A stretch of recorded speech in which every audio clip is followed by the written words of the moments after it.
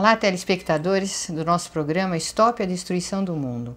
Nós estamos mais uma vez aqui com os senhores para complementar os programas anteriores que têm a finalidade de conscientizar o maior número possível de pessoas. É uma verdadeira campanha de conscientização que nós realizamos na nossa associação Stop a Destruição do Mundo, a qual eu fundei com uma série grande de idealistas, cientistas, escritores, jornalistas, donas de casa, jovens, pessoas interessadas em dar um breque nessa destruição que o nosso mundo está tendo. E essa fundação dessa associação se deu em 1991, em Paris, e uma quantidade muito grande de pessoas já se preocupava com o futuro do nosso planeta. Naquela época, as catástrofes ainda não se apresentavam numa intensidade como a de hoje. Haveria mais tempo naquela época de se dar esse breque à destruição. Mas, de qualquer forma, nós continuamos nessa campanha para que mais e mais pessoas percebam que o mundo está se destruindo não espontaneamente, o mundo está sendo destruído pelas mãos dos seres humanos.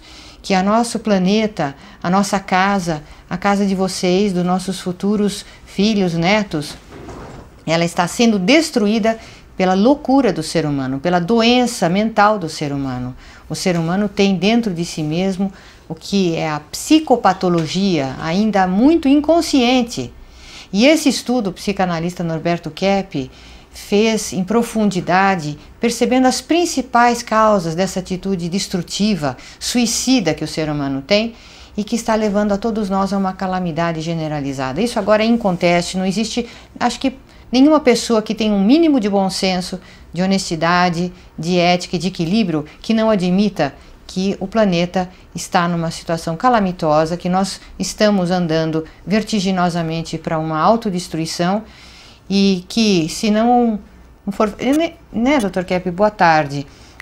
Eu às vezes penso, será que mesmo se nós tomarmos alguma medida, vai ser possível brecar essa destruição? Em que medida? Mas, de qualquer forma, nós estamos aqui alertando para que, se houver, então, chance de alguma coisa ser brecada ou recuperada, que um novo mundo, uma nova civilização surja, mas em outras bases, em bases mais conscientes, mais equilibradas, para que possa haver a sobrevivência do nosso planeta, das espécies que habitam na nossa Terra.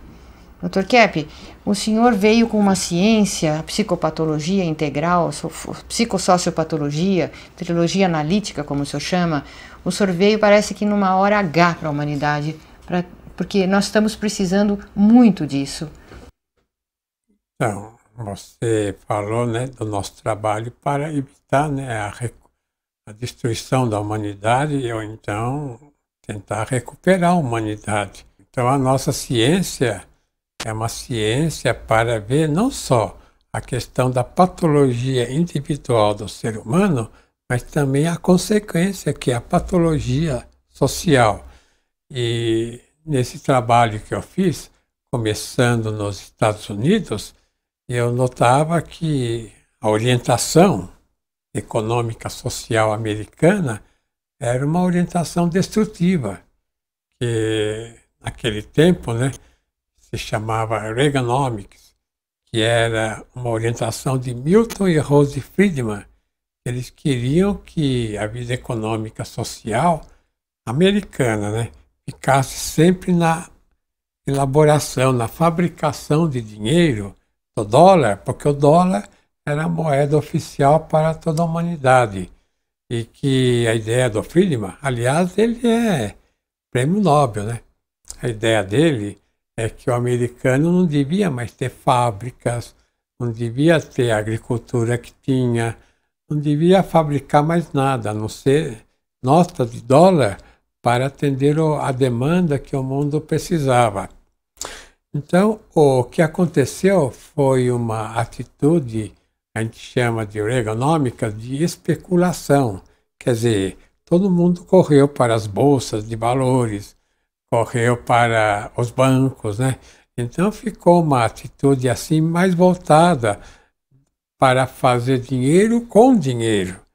E isso eu que chamei a decadência do povo americano.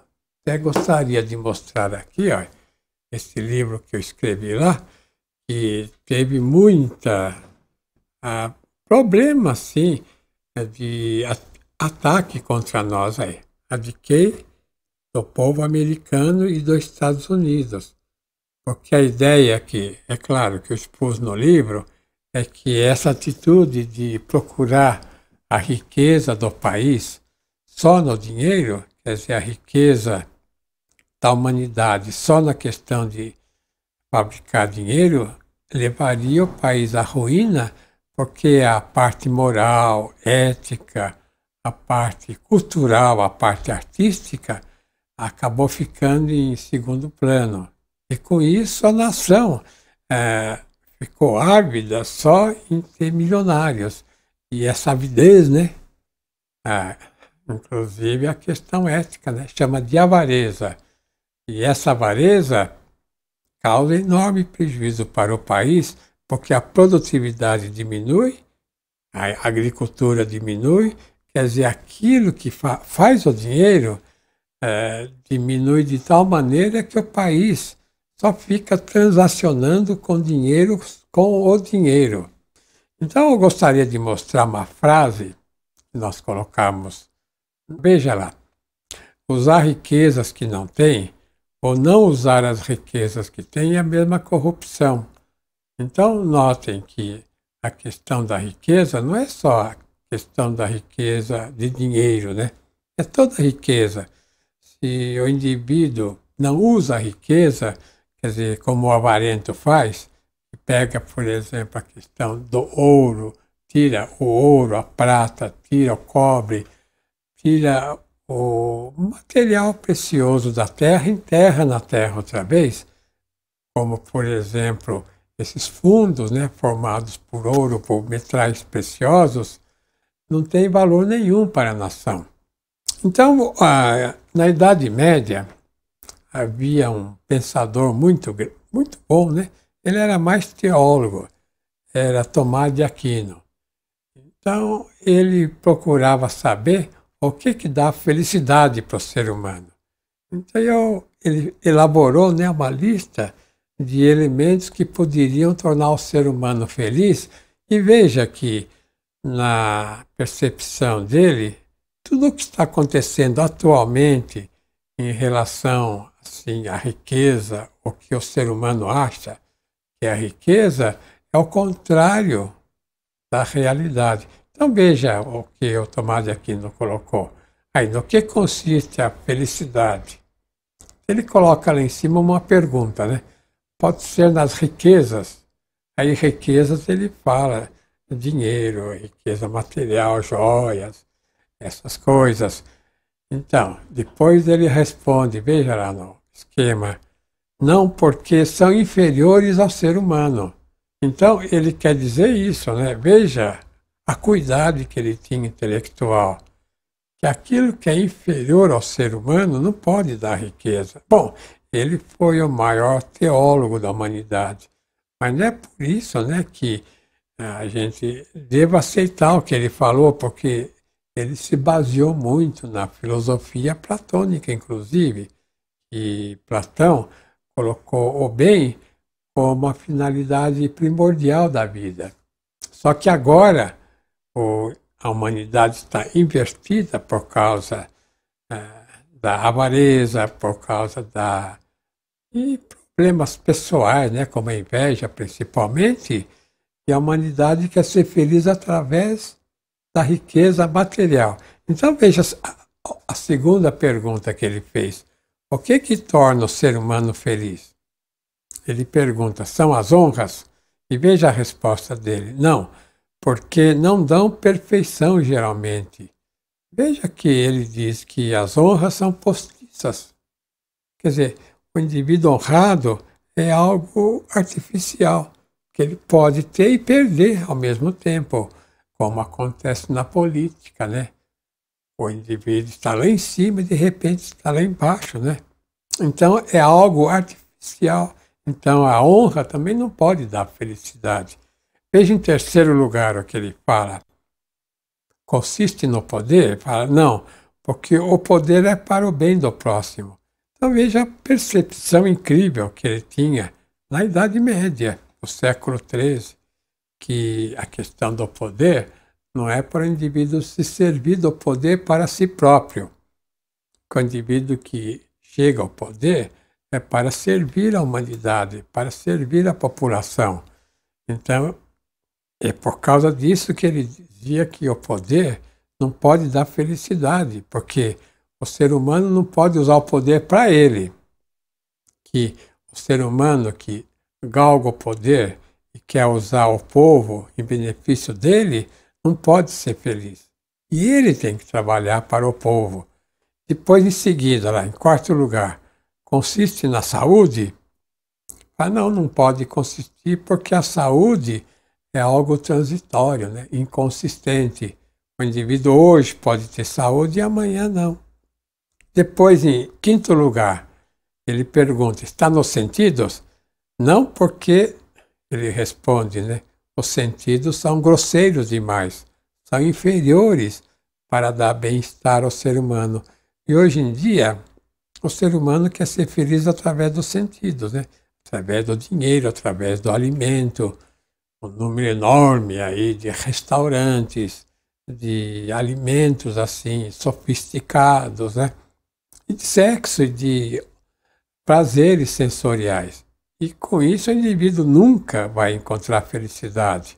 Ou então, em sexto lugar, de onde que vem a felicidade? Ele pergunta. Então, vem do espírito? Ele diz sim, porque o elemento espiritual é o elemento superior a ele. Então, o indivíduo que não está ligado ao elemento espiritual, ao bem espiritual, não pode ser feliz. Então, veja no esquema que eu escrevi embaixo. E para alcançar a felicidade e o bem, o ser humano necessita fazer o bem para merecer o bem, né? De maneira que o ser humano, para ser feliz, ele tem que fazer o bem por causa da vida espiritual. Voltamos já para darmos continuidade ao programa de hoje.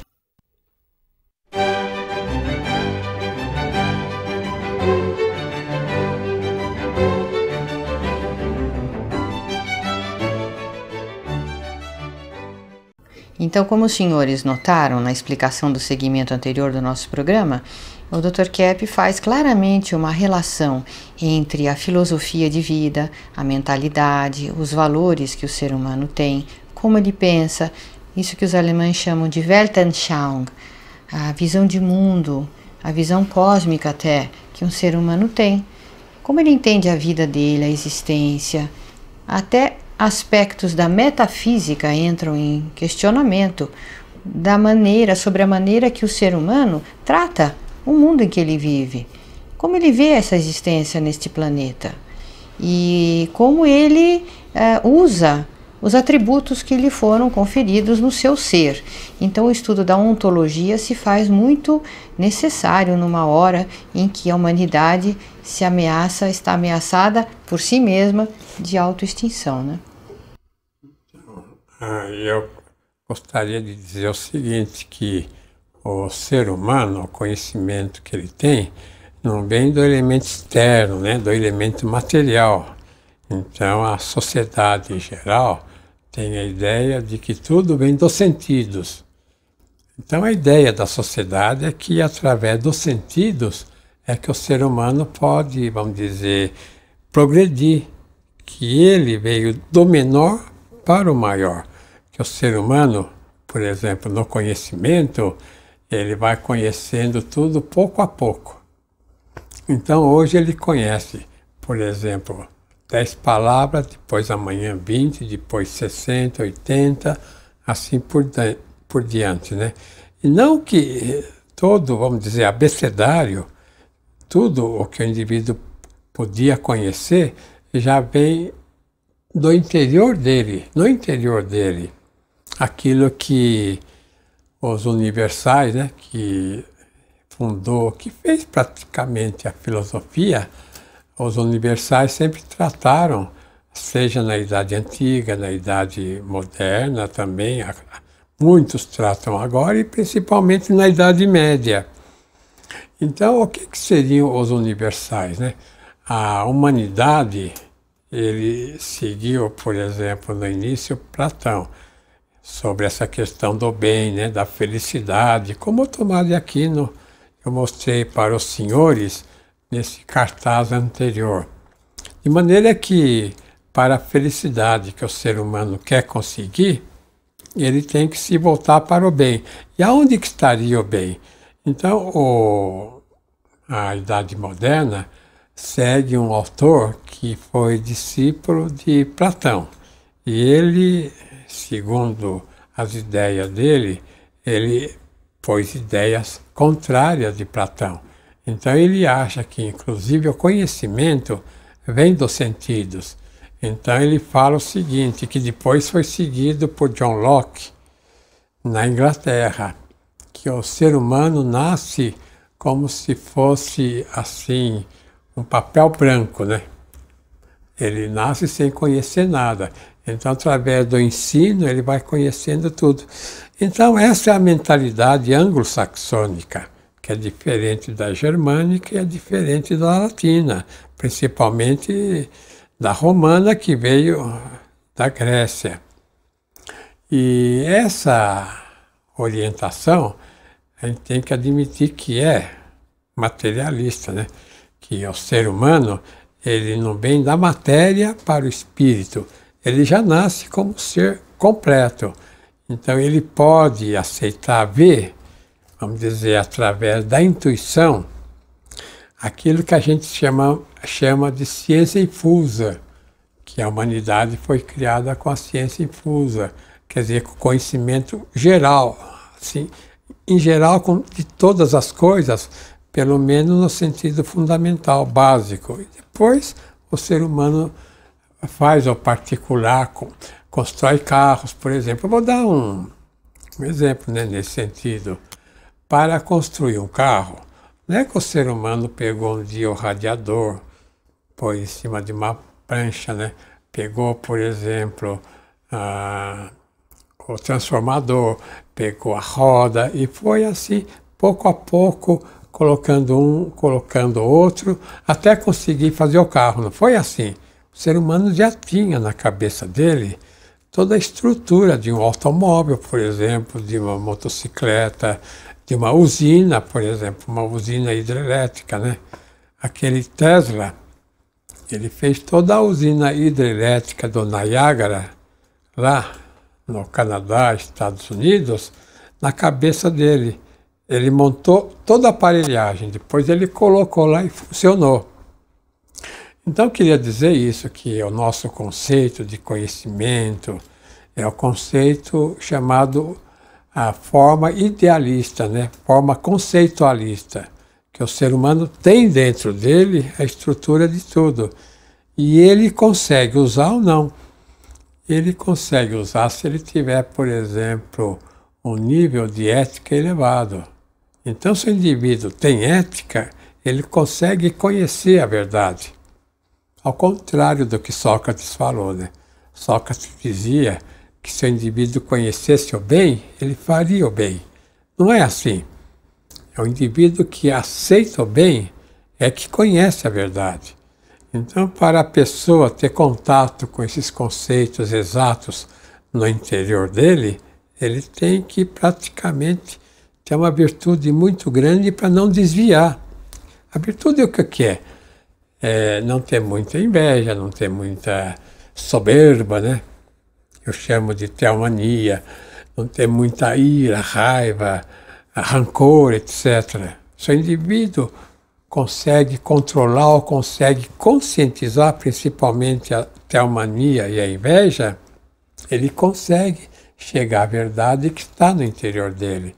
Então, tudo o que foi feito no mundo foi feito pelo ser humano, principalmente pelos indivíduos geniais, virtuosos, né? Os indivíduos que não tinham muita oposição ao bem, à verdade. Agora, surgiu na França, no final do século XIX e no começo do século XX, um indivíduo chamado Henry Louis Bergson. Esse indivíduo era até de origem judaica. E ele, então, deu um grande impulso ao que ele chamou de intuicionismo, que a pessoa tinha intuição da verdade que estava dentro dele. E ele trouxe para a França e para o mundo um grande progresso nesse sentido. Então vejam uma das frases assim clássicas do intuicionismo. Veja aí na TV. Que o universo está pleno de Deus.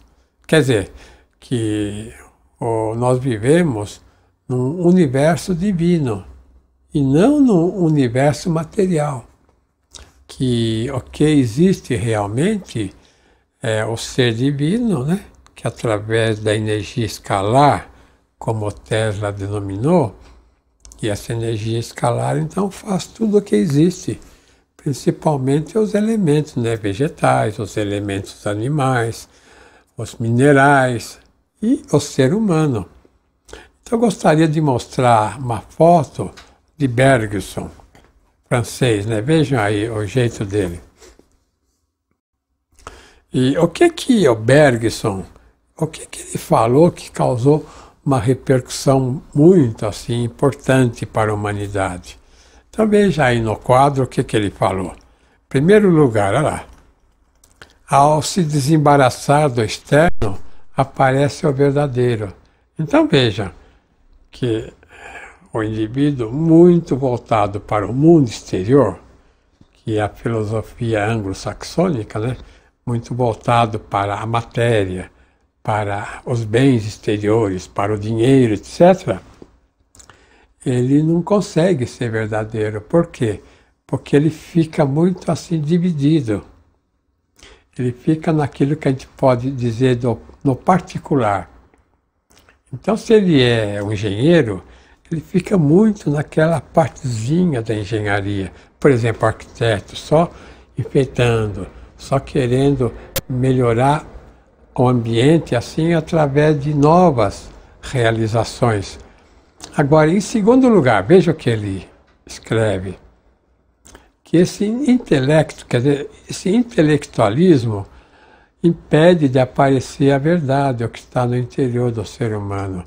Então, o ser humano, principalmente, né, os seres humanos que procuram afoitamente diploma, né, que procuram cursos, como falam, né, põe na parede assim um monte de diplomas de cursos que ele fez. O indivíduo muito intelectualizado, que procura entender, ele nunca capta realmente o que está no interior dele, a consciência. Então ele fica um indivíduo muito assim, exteriorizado, voltado para fora e superficializado. Veja em terceiro lugar, que a sociedade, a maneira da sociedade viver, impede o indivíduo também de captar o essencial, porque a sociedade é dispersiva, né? Que o que a sociedade oferece, seja em alimentos, em viagens e divertimentos, é algo que tira sempre o ser humano do contato com a realidade interna dele. Então, o ser humano muito socializado, que não tem um pingo, assim, vamos dizer, de interiorização, porque a verdade vem do interior. É um indivíduo que não consegue viver a verdade. Então veja em quarto lugar o que ele escreveu, que é necessário outra abordagem para chegar ao essencial. Então toda a civilização, desde o século XIII, vem seguindo uma orientação materialista, né? Que todo bem, que toda a verdade está fora, vem de fora para dentro. Inclusive a ciência moderna acha que o indivíduo experimenta, por exemplo, um dado qualquer, e essa experimentação é que dá um conhecimento para ele, não é isso. O indivíduo, quando ele vai ao laboratório, ele leva uma ideia dele para ver no laboratório se funciona ou não. Quer dizer, então, a ciência é sempre dedutiva e não indutiva. E, finalmente, olha, em quinto lugar, o problema é uma atitude, ele fala de esquecimento, mas nós sabemos pela psicanálise que é uma atitude de repressão, né? Que é uma atitude de rejeição ao conhecimento e não à lembrança.